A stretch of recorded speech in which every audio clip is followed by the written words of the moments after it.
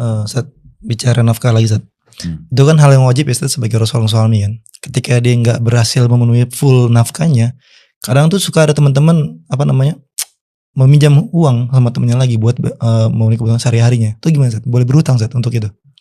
Kalau memang betul-betul kondisinya, dia tidak bisa makan sekali di hari itu, maka di saat itu boleh dia berutang.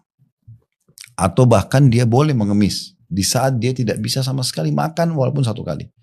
Makanya Nabi SAW mengingatkan, ya, tidak ada orang yang membuka pintu mengemis kecuali Allah bukakan bagian pintu kemiskinan. Dan seorang sahabat menanyakan, ya Rasulullah, tolong ukurnya apa sih?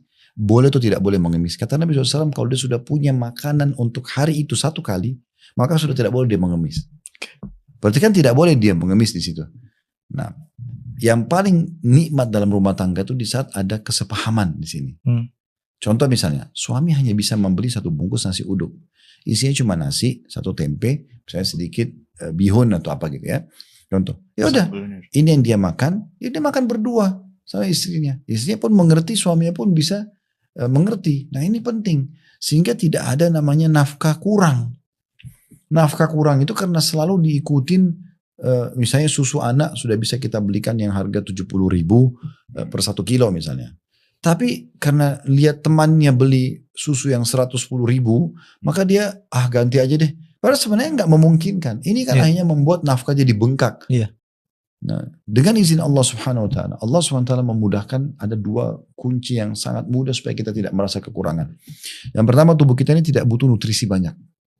Butuh iya, tapi tidak perlu banyak. Terbukti kita makan satu piring udah kenyang, kayak gitu. Contoh, bahkan ada orang makan satu kali cukup misalnya. Kita minum 1 gelas air, untuk haus lagi itu butuh sekian jam. Kan itu. Mungkin 2 jam, 3 jam lagi baru kita haus. Apalagi kalau kita sudah minum 1 liter, mungkin bisa 6-7 jam kita baru minum lagi kan gitu. Berarti kan kebutuhan, terpenuhi kebutuhan kita ini luar biasa sebenarnya. Tidak butuh banyak-banyak gitu. Kita kan punya kapasitas ya. Sama dengan baju. Kita pakai 1 lembar baju. Maksimal 2. Mungkin 1 kaos dalam, 1 kemeja misalnya. Akhwat juga begitu. Maaf, mungkin pakai dalam BH misalnya, dengan baju abayanya dia misalnya. Atau mungkin baju rumah kaosnya. Udah. Kalau orang pakai 3 lembar baju kepanasan kan gitu. Apalagi kalau kita di Indonesia. Ada kapasitasnya kan. Ada kapasitas. Sepatu. Orang butuh 1 pasang sepatu. Kalau dia punya 2 sepatu, berarti dia harus buka dulu 1 pasang yang pertama. Untuk dia pakai 1 pasang yang kedua. Nggak mungkin 2 didobelin. Berarti kan kapasitas kebutuhan dia cuma itu saja. Kita punya batasan itu. Bahkan tubuh kita ini punya jangkauan batasan. Seperti tangan kita, inilah jangkauannya. Tidak bisa lebih daripada itu. Kaki kita punya jangkauan. Kapan kita coba lebih daripada itu, kapasitas itu, maka pasti akan menyulitkan. Nah, kita harus coba belajar berada di kapasitas kita saja. Maka insya Allah akan selalu cukup. Kadang gini Ustaz, Bentar dulu, itu yang pertama tadi. Ya, tentang masalah bagaimana sih caranya gitu ya, supaya dia cukup. Jadi kita melihat kapasitas kebutuhan kita. Dan yang kedua, ini butuh komunikasi yang sehat di antara suami istri. Memang di saat Allah Subhanahu Wa Taala memberikan kita sebagai suami kelebihan rezeki, kasih aja mereka, nggak masalah.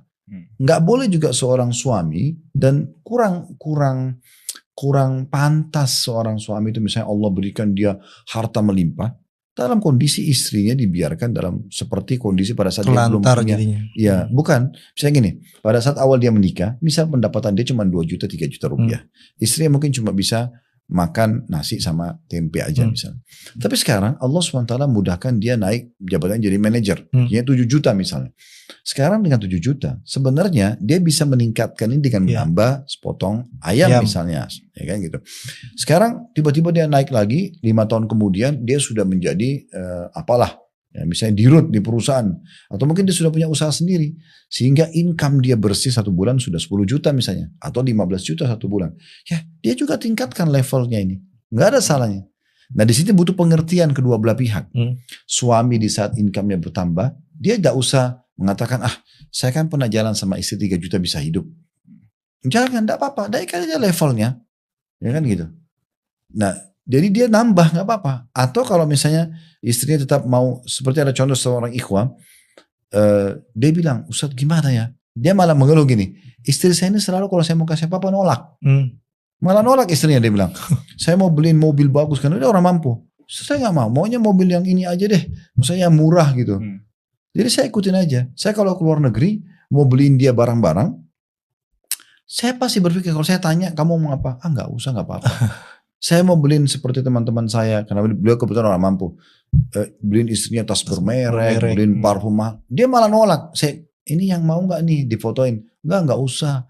Memang dia nggak mau.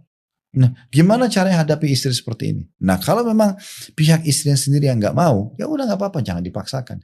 Tapi jangan posisi kita tahu kita punya income, kita bisa beli sesuatu yang lebih baik dan lebih bagus kualitasnya, sehingga juga ada penilaian ekstra pahalanya, tapi kita tidak berikan. Nah, ini pengertian dari suami. Pengertian dari istri juga sama. Dia memang pengen misalnya pakai handphone merek A atau misalnya parfum merek B, tapi memang income suami belum bisa. Ya udah dia pengertian, dia pakai yang selevel dengan suaminya.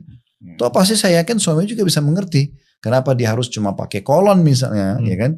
Dibandingkan dia pakai parfum yang bermerek, karena memang kemampuan suami hanya sebatas itu. Sehingga rumah tangga ini bisa jalan. Komunikasi. Iya, itu penting sekali komunikasi, dan itu komunikasi bisa dengan bahasa langsung atau dengan bahasa tubuh, gitu kan? Sehingga bisa saling mengerti. Oke, Ustaz.